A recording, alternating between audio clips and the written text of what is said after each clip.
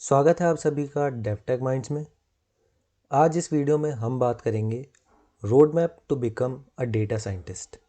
यानी अगर आप डेटा साइंटिस्ट बनना चाहते हैं तो आपको ऐसी कौन सी स्किल्स हैं जो ऐड करनी पड़ेंगी, आपका कोर्स करिकुलम क्या होगा, क्या क्या चीज़ें आपको सीखनी पड़ेंगी, उन सभी के बारे में एक एक करके हम बात करेंगे।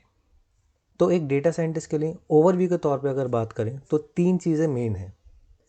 पहली, कंप्यूटर साइंस की नॉलेज। दूसरी, स्टैटिस्टिक्स एंड मशीन लर्निंग। और तीसरी है डोमेन नॉलेज। इन तीनों पे हम एक एक करके बात करते हैं। सबसे पहले हमारे पास आता है कंप्यूटर साइंस। तो कंप्यूटर साइंस में हम बात करते हैं प्रोग्रामिंग नॉलेज की, जैसे पाइथन प्रोग्रामिंग या फिर आर प्रोग्रामिंग। तो आप इनमें से कोई भी एक प्रोग्रामिंग लैंग्वेज सीख सकते हैं। आज के टाइम में बात की जाए तो पाइथन मशीन लर्निंग के तौर पे बहुत ज़्यादा फेमस है और बहुत ही ज़्यादा एडवांस है। तो इसलिए मैं आपको सजेस्ट करूँगा पाइथन सीखना, ना कि आर सीखना। अब इसमें कितना टाइम लगेगा? अगर आप शुरुआत से पाइथन सीखें तो आपको कितना टाइम लगेगा? बेसिक पाइथन सीखने के लिए आपको चाहिए 1 हफ्ता, और मशीन लर्निंग से रिलेटेड पाइथन सीखने के लिए आप एक और हफ्ता उसमें ऐड कर सकते हैं। तो 2 हफ्ते में आप अगर अपना अच्छा खासा टाइम देते हैं तो ठीक ठाक प्रोग्रामिंग सीख सकते हैं। आपको इम्प्लीमेंटेशन उसके ऊपर से सीखनी पड़ेगी, किस तरीके से इस प्रोग्रामिंग नॉलेज को अप्लाई करना है इम्प्लीमेंटेशन में। बट वो धीरे धीरे जब आप बाकी चीज़ें सीखेंगे उसके साथ साथ आपको समझ में आ जाएंगी। बट 2 हफ्ते आपको कम से कम पाइथन प्रोग्रामिंग सीखने के लिए देने पड़ेंगे। ये तब है जब आप लगातार रोज़ के 4 से 5 घंटे अपनी लर्निंग जर्नी को दे रहे हैं। पाइथन प्रोग्रामिंग के अलावा कंप्यूटर साइंस में आपको डेटाबेस भी सीखना पड़ेगा। अब डेटाबेस कई तरह के होते हैं। हम रिलेशनल डेटाबेस ज़्यादातर इसमें पढ़ते हैं, जैसे माई एसक्यूएल या ओरेकल या एमएस एसक्यूएल हो गया।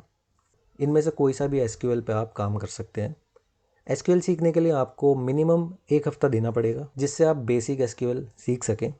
और अगर आप एडवांस लेवल ऑफ एसक्यूएल सीखना चाहते हैं तो आपको एसक्यूएल पे 2 से 3 हफ्ते देने पड़ेंगे। उसके बाद आता है विजुअलाइजेशन। विजुअलाइजेशन प्रोग्रामिंग से ही कनेक्टेड है। और अगर पाइथन में बात करें तो मैटप्लॉट लाइब्रेरी और सीबॉर्न जैसी लाइब्रेरीज़ को आपको सीखना पड़ेगा। इन्हें सीखने के लिए बहुत ज़्यादा टाइम देने की ज़रूरत नहीं है। आप दोनों चीज़ें 1 से 2 दिन में सीख सकते हैं और यहाँ पे आपका कवर हो जाएगा कंप्यूटर साइंस वाला पार्ट।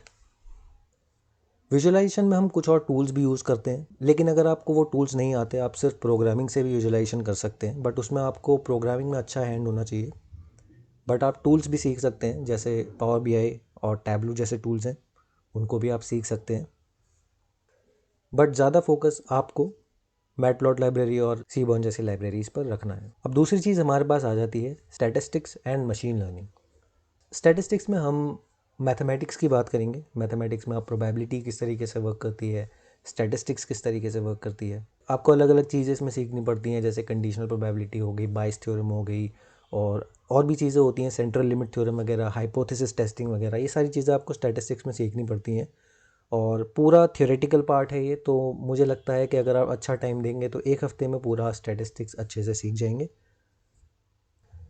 स्टैटिस्टिक्स के बाद आपके पास सबसे ज़्यादा इंपॉर्टेंट चीज़ आती है इसमें, जो मशीन लर्निंग है। इसको आपको अच्छा टाइम देकर सीखना है। इसको आपको पूरे डिटेल में पढ़ना है और इम्प्लीमेंटेशन के साथ पढ़ना है। अलग अलग तरह तरह के प्रोजेक्ट्स करके सीखना है इसको, ताकि आपको अच्छे से इसका इम्प्लीमेंटेशन आ सके। मशीन लर्निंग में हम सुपरवाइज लर्निंग, अनसुपरवाइज लर्निंग या सेमी सुपरवाइज लर्निंग की भी बात करते हैं, जिसमें हमारे पास रिग्रेशन, क्लासिफिकेशन, क्लस्टरिंग जैसी एल्गोरिदम्स आते हैं। इसके अलावा हम इसमें न्यूरल नेटवर्क्स को भी ऐड कर सकते हैं, डीप लर्निंग के कॉन्सेप्ट्स को ऐड कर सकते हैं और एनएलपी कॉन्सेप्ट्स को भी ऐड कर सकते हैं। तो मशीन लर्निंग का पार्ट काफ़ी लंबा है आपके लिए और इसको आपको अराउंड 1 मंथ देना पड़ेगा। तो 3 to 4 वीक्स आपको अच्छा टाइम दे करके थ्योरेटिकल कॉन्सेप्ट्स प्लस इम्प्लीमेंटेशन के साथ इसको सीखना पड़ेगा, क्योंकि इसके अंदर काफ़ी सारे कॉन्सेप्ट आते हैं। अगर आप सिर्फ क्लासिफिकेशन की ही बात करें तो कई तरह के एल्गोरिदम्स होते हैं, naive Bayes, decision tree, KNN, support vector, बहुत तरह के एल्गोरिदम्स सिर्फ क्लासिफिकेशन में ही होते हैं। आपको सारे एल्गोरिदम्स देखने पड़ेंगे। रिग्रेशन में भी हमारे पास कई तरह के एल्गोरिदम्स होते हैं। फिर अगर हम कॉन्सेप्ट्स ऑफ डीप लर्निंग की बात करते हैं तो ये भी अपने आप में बहुत ही बड़ा टॉपिक है। ये अलग से एक पार्ट भी समझा जाता है मशीन लर्निंग का, और इसमें बहुत सारे कॉन्सेप्ट्स आते हैं जिनको आपको समझना पड़ेगा।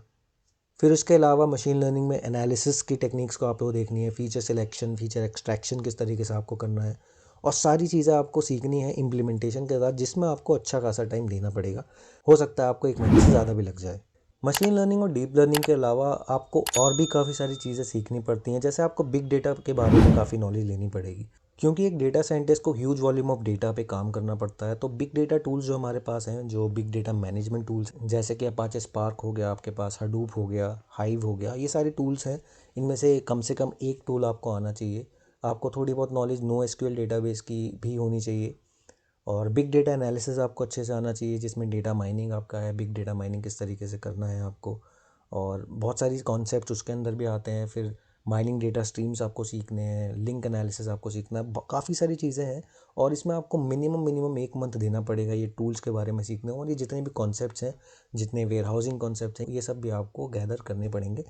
तो इन चीज़ों के लिए अभी आपको मिनिमम 1 मंथ देना पड़ेगा। इसमें ज़्यादा टाइम भी आपको लग सकता है, क्योंकि कई सारे टूल्स होते हैं जिनमें समझने में थोड़ा टाइम लगता है, और क्योंकि कई सारे कॉन्सेप्ट्स भी हैं और टूल्स भी हैं, तो वो सारी चीज़ें कवर करने में आपको काफ़ी टाइम लगेगा, और यहाँ 1 मंथ से ऊपर का टाइम भी आप ले सकते हैं। फिर आता है आपका डोमेन नॉलेज। डोमेन नॉलेज, जैसे कि अगर आप डेटा साइंस की डोमेन में काम कर रहे हैं, तो आपको उससे रिलेटेड काफ़ी नॉलेज होनी चाहिए। आपको डोमेन अच्छे से समझ में आना चाहिए, किस तरीके से डोमेन आपका फंक्शन करता है। आपको बिजनेस नॉलेज होनी चाहिए, इंडस्ट्री रिलेटेड नॉलेज होनी चाहिए, क्योंकि कोई अगर आपको उस डोमेन में काम दे रहा है तो वो एक्सपेक्ट करता है कि आपको वो डोमेन किस तरीके से फंक्शन करता है आपको पता होना चाहिए। तो डोमेन नॉलेज भी आपको गैदर करनी पड़ेगी, और उसमें भी आपको थोड़ा बहुत टाइम लगेगा आपको। उसके अलावा कम्युनिकेशन स्किल आपकी अच्छी होनी चाहिए, उसके अलावा आपकी प्रेजेंटेशन स्किल अच्छी होनी चाहिए। तो एक डेटा साइंटिस्ट को पिच करना भी अच्छे से आना चाहिए, प्रेजेंट करना भी अच्छे से आना चाहिए। ये सारी चीज़ें, ये सारी एबिलिटीज़ भी आप में होनी चाहिए।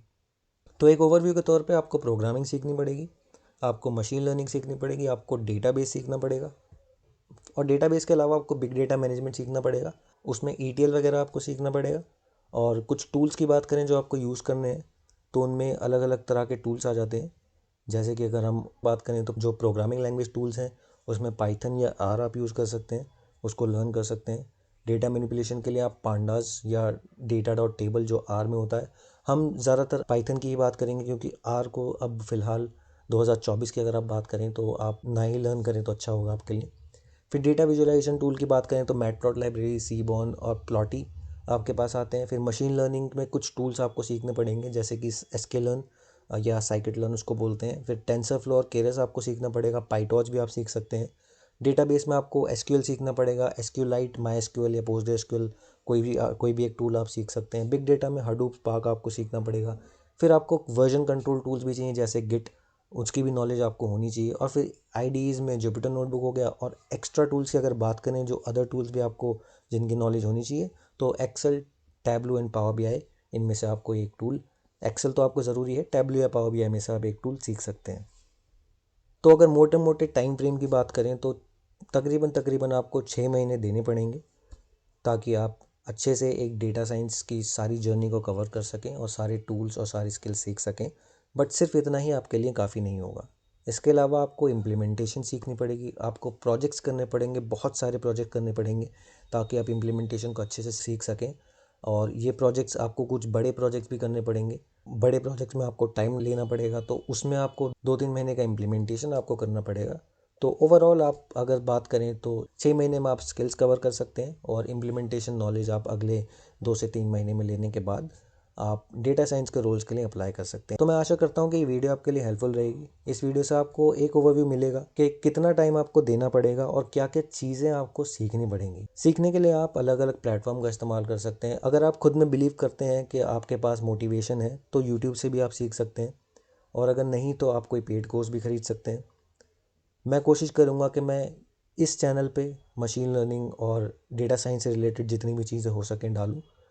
मैं डेटा साइंस रिलेटेड एक प्लेलिस्ट भी शुरू करूँगा, जिसमें मैं धीरे धीरे डेटा साइंस रिलेटेड सारे कॉन्सेप्ट्स कवर करने की कोशिश करूँगा। तो अगर वीडियो पसंद आई हो तो वीडियो को लाइक करें और चैनल को सब्सक्राइब करें।